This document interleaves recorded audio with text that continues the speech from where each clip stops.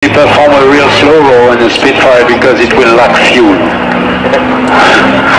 Because it has such good aileron control, so smooth and pretty. And look, B-17's taking off as Ray finishes his display in the opposite direction.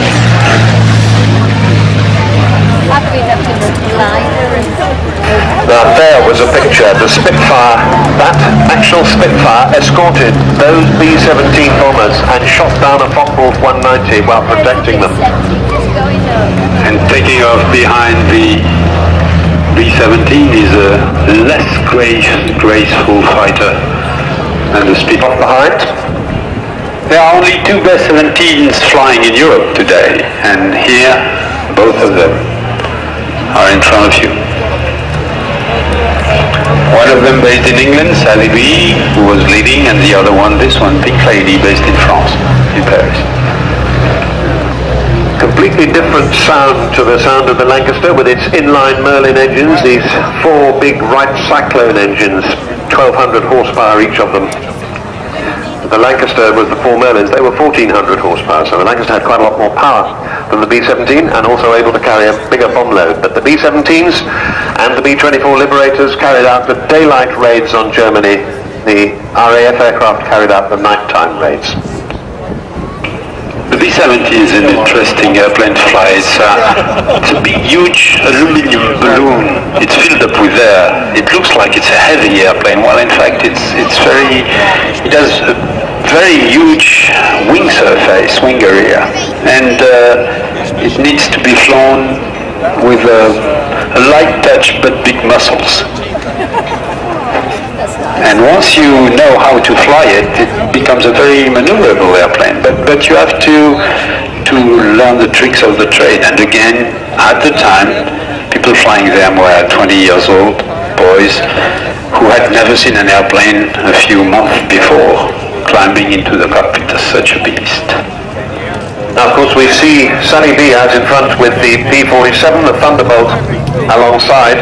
And of course, the P-47 was there to escort these aircraft. The Spitfires could not escort them all the way for their bombing trips.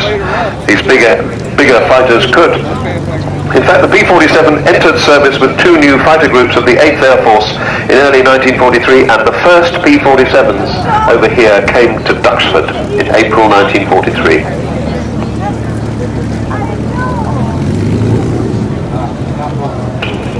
The big and legendary Flying Fortress. The name was coined by a journalist.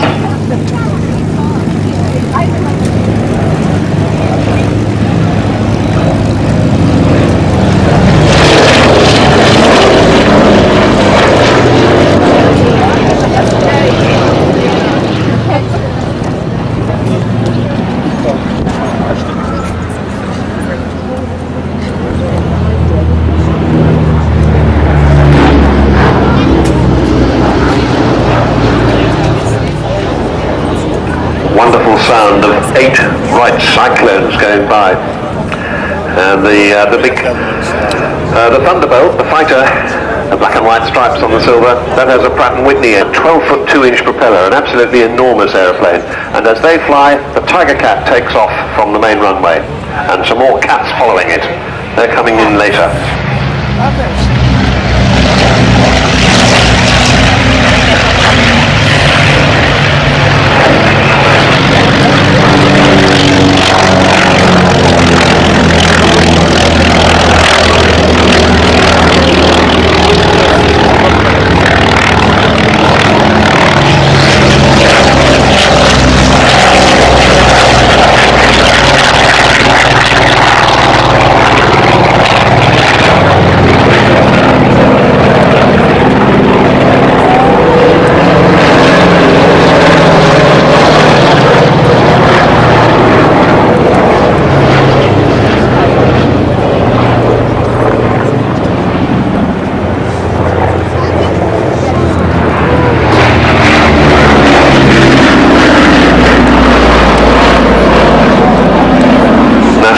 Short of a 90-degree bank in the old lady.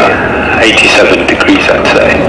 Flying it is Michel Bézy, a former 747 Air France captain, now retired, still doing some sport. and with him a crew of 3. All of them former airline pilots and flight engineers retired.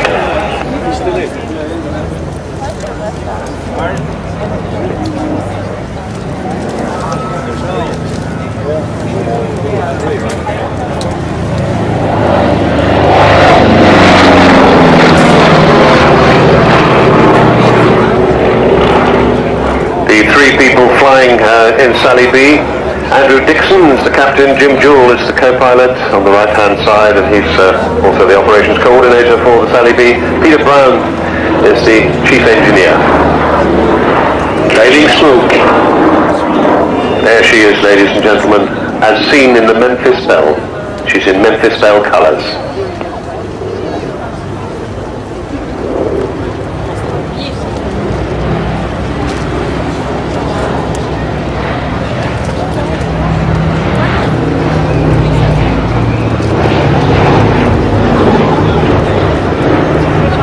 I can't tell you how moving that is to see Sally B flying like that today, because there was a time earlier this year when I thought we might never see her again. So it's a great day, ladies and gentlemen.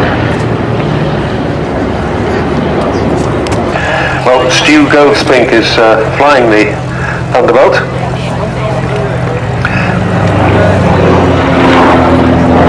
The nickname of the P-47 was the Jug. Obviously, you have just to look at the fuselage and understand why it was called the Jug.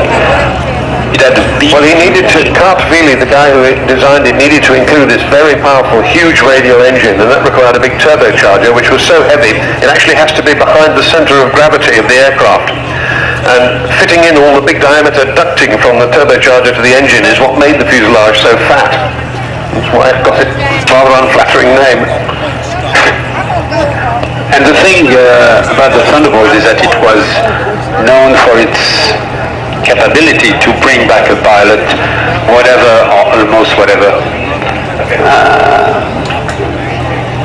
encounters during combat. Well, as the B-17's come into land, I'm reminded of why these aircraft fly in memory of the 79,000 US airmen who lost their lives flying from here. As the memorial wall at the Cambridge Military Cemetery describes these men who from these friendly islands flew their final flight and met their God. They knew not the hour, the day, nor the manner of their passing, when far from home they were called to join that heroic band of airmen who had gone before.